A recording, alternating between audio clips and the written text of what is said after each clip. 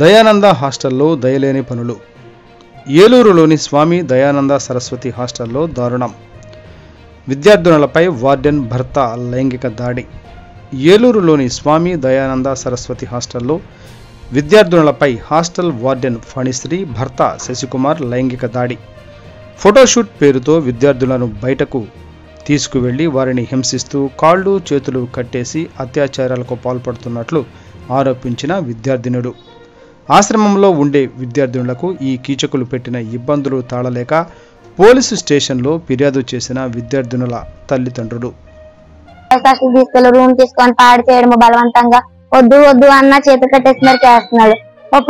ఒప్పుకుంటేనేమో అలాగ అంటున్నాడు, ఒప్పుకోపోతేనేమో అదే చెంప మీద కొట్టేసేసి జుట్టు పీకేసేసి ఈడ్చుకొచ్చి మొక్కలు దాన్ని వేపిస్తున్నాడు. నైట్ చిన్న చిన్న విషయాలకు కూడా సీరియస్ అయిపోతున్నాడు.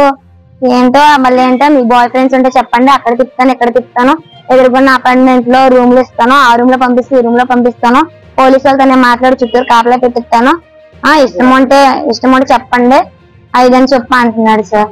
చాలా మిస్బిహేవియర్ గా చేస్తున్నాడు sir. Shashikumar hostel verifier sir.